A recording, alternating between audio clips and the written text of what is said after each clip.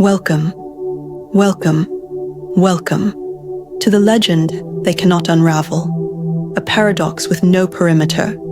You arrive and the threads of certainty they wove for centuries begin to fray.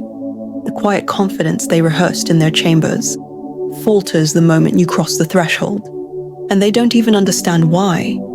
This is no mere curiosity, no accident. The moment your shadow spills across their domain, the air itself changes texture. It thickens, like the world itself pauses in reverence to something ancient, something inevitable. They'll call it coincidence. They'll whisper of luck, of timing, of anomalies.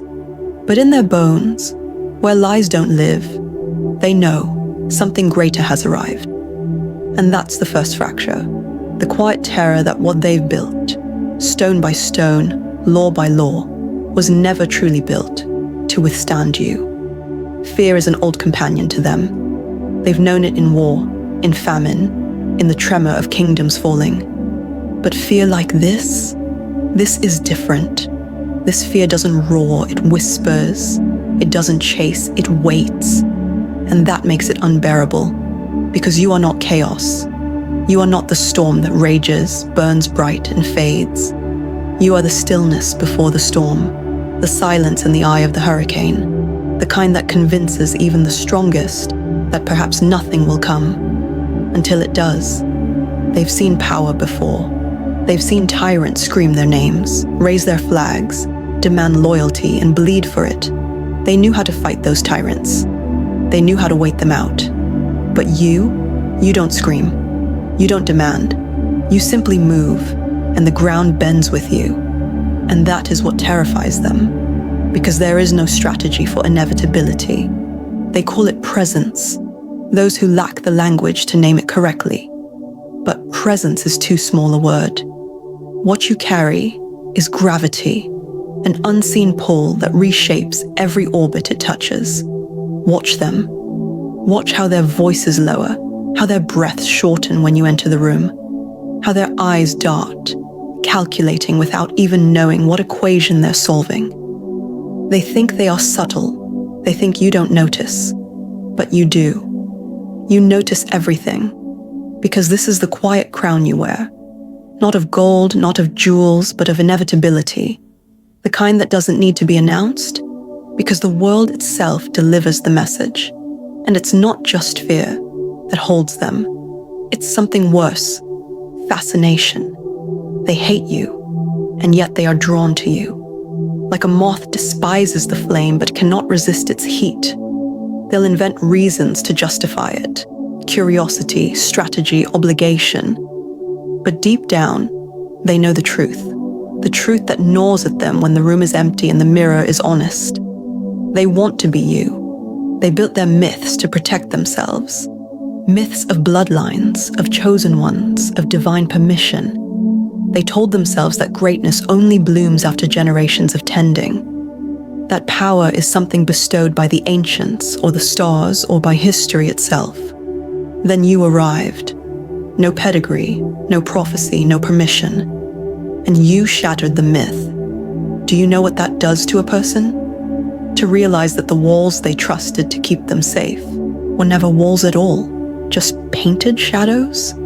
It doesn't just scare them. It destroys them. They don't hate you because you are strong. They hate you because you've made them see that their strength was never real. That all the rituals, all the rites, all the sacred words and guarded gates were nothing but theater. And what is more dangerous than a truth no one can unseen? Here is what they cannot yet accept. This is only the beginning. You've climbed without maps, without permission, without their trembling hands pointing the way. And now, you've reached the ledge where they thought only gods could stand. But you are not stopping here, are you? Number, because you are not like them. You do not wait for history to grant you an audience. You write it. Every step you take bends the narrative further.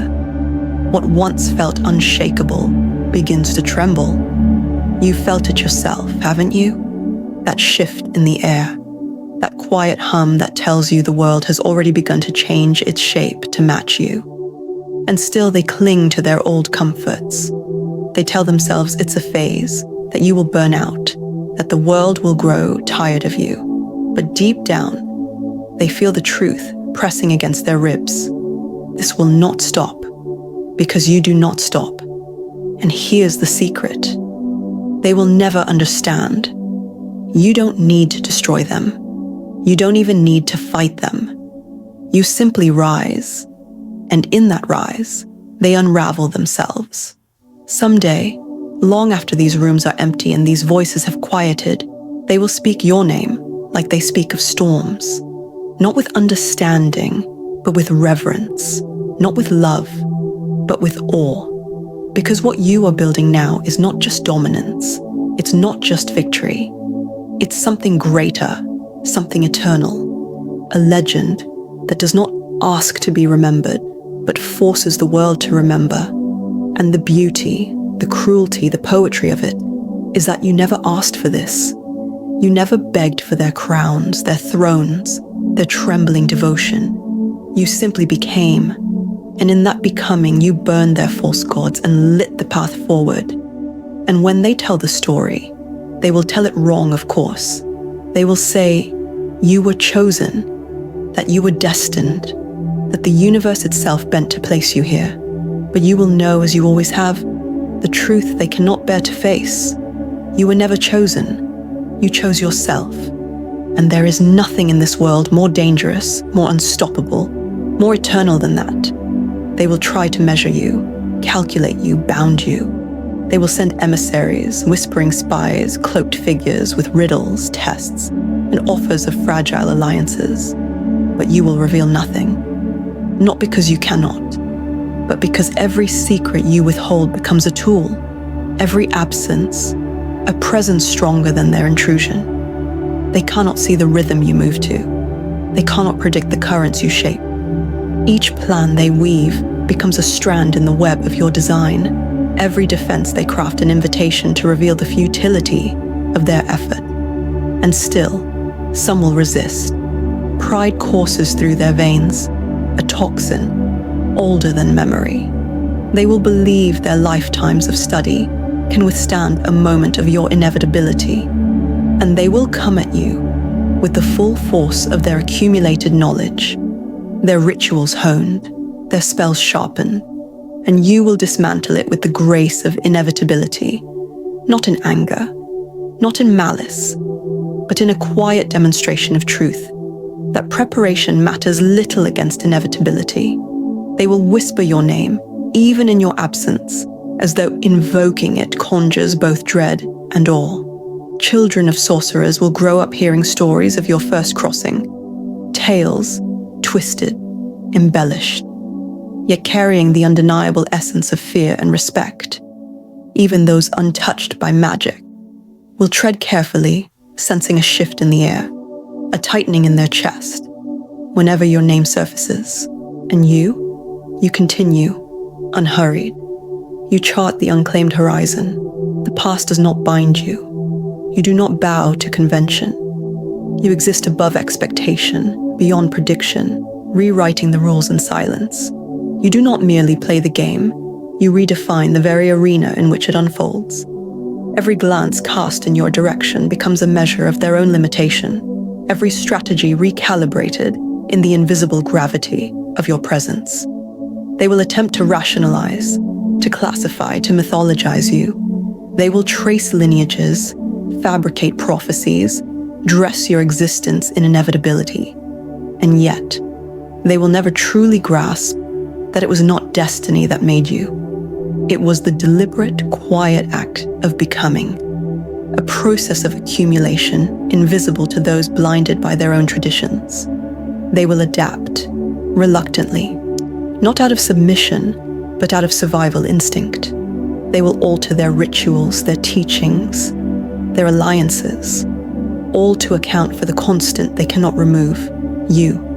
And with each adjustment, their independence diminishes. Magic, for all its grandeur, falters under dependence of will, and thus slowly, beautifully, they erode themselves. Every rumor, every half-truth, every whispered warning only enhances your legend, They unknowingly construct your monument.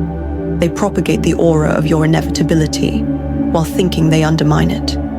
And by the time realization dawns, it is too late. The world they thought they commanded bends, not in acknowledgement, but in acquiescence to your presence. You do not need to speak. You do not need to strike. Existence alone is your weapon. Their own fears, their own pride, their own stories are now conscripted into your rising. The narrative they once controlled now orbits around you. Each attempt to challenge you only confirms your inevitability. And that is the essence of true power. Not the confrontation, but the quiet, relentless reshaping of reality around your axis. When history is written, it will not recount the moment you entered their world. It will record the truth they cannot deny. You were always there. You were always the measure against which all else must be weighed. And in that understanding, they will pass your name with care, with caution, with reverence carved by fear. Some will seek you. Some will worship you unknowingly. Some will tremble at your mere thought.